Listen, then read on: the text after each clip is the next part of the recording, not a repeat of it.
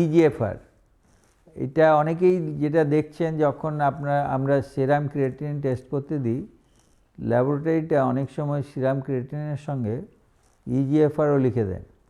এইটা করতে গেলে ইজিএফআর যে ইকুয়েশান থেকে ক্যালকুলেশন হয়, সিরাম ক্রিয়েটিনিন লাগে, বয়স লাগে, আর মেল না ফিমেল সেই সেক্স লাগে। এই তিনটে প্যারামিটার্স হলেই ইজিএফআর ক্যালকুলেট করা যায়।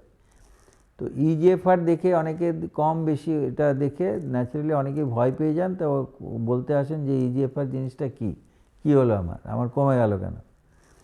তো ইজিএফআরটা যেরকম আমরা নর্মালি যে সিরাম ক্রিয়েটিনিন করি, সিরাম ক্রিয়েটিনিন থেকে যে ইজিএফআর ক্যালকুলেশন হয় তার 100% অ্যাকিউরেট নয়, কিছুটা ফ্যালাসি আছে। যেমন যে পেশেন্টের মাসল মাস বেশি, বডি বিল্ডার, তাদের ক্রিয়েটিনিনও বেশি, ইজিএফআর কম, কিন্তু অ্যাকচুয়ালি কিডনি ফাংশন ঠিকই আছে, মানে অত খারাপ নয়। অন্যথায় যে পেশেন্টটা খুব লিন অ্যান্ড থিন, মানে যার মাসল মাস কম, মানে খুব রোগা পাতলা লোক, তাদের সিরাম ক্রিয়েটিনিনও কম, ইজিএফআর বেশি, কিন্তু কিডনি হয়তো খারাপ আছে। ফলে দুদিকেই এটা একটুখানি ফ্যালাসি আছে।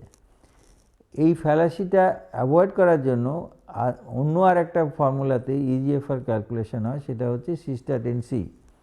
এবারে সিস্টাটিন সি আমরা টেস্ট করতে দিতে পারি।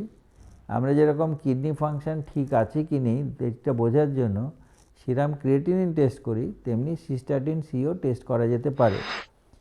এই সিস্টাটিন সিরও ফ্যালাসি আছে। যেমন ধরুন, যে পেশেন্টটা খুব ওবেস, গায়ে চর্বি অনেক বেশি আছে, তার সিস্টাটিন সি বেশি দেখাবে।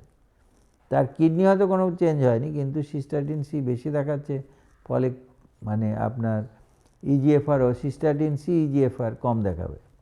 On the other hand muscle মাসের সঙ্গে ওর খুব একটা চেঞ্জ হয় না। আবার টেকনিক্যাল ল্যাবরেটরি মেজারমেন্ট সেখানেও চেঞ্জ হতে পারে।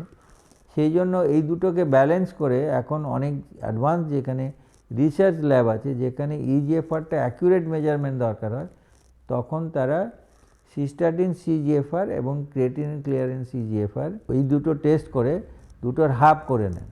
সেইটাতে অ্যাকুরেসি আসে। ফলে এইটা নর্মালি ড্রাগ ডোজিংয়ের ক্ষেত্রে ইম্পর্টেন্ট হয়, হয়তো ক্লাসিফিকেশানের জন্য ইম্পর্টেন্ট হয়। ডে টু ডে ক্লিনিক্যাল প্র্যাকটিসের জন্য ইজিএফআর মানে ধরুন কারো 60 হলো, কি 58 হলো, কি 59 হলো, কি 60, এই তিনটের মধ্যে খুব একটা ডিফারেন্স নেই। এটা আমরা সাধারণত ক্রিয়েটিনিন দেখেই ক্লিনিক্যাল জাজমেন্ট করি। সেই জন্য সিস্টাটিন সি বা ক্রিয়েটিনিন ক্লিয়ারেন্সের ইজিএফআর দেখে সাধারণত ওই ক্লিনিক্যাল ডিসিশানটা অত ইম্প্যাক্টফুল হয় না। তো এটা রিসার্চ পারপাসে বেশি ইম্পর্টেন্ট, এবং যখন আমরা এপিডেমিওলজিক্যাল সার্ভে করছি তার হয়তো ইম্পর্টেন্স আছে, কিন্তু নর্মাল ডে টু ডে লাইফে অতটা ইম্পর্টেন্ট নেই। তো এটা কোনো টেস্টও নয়। টেস্টটা হচ্ছে ক্রিয়েটিনিন, বয়স এবং সেক্স, এই তিনটে জানলে আমরা ইজিএফআরটা ক্যালকুলেট করতে পারি। তার একটা ফর্মুলা আছে।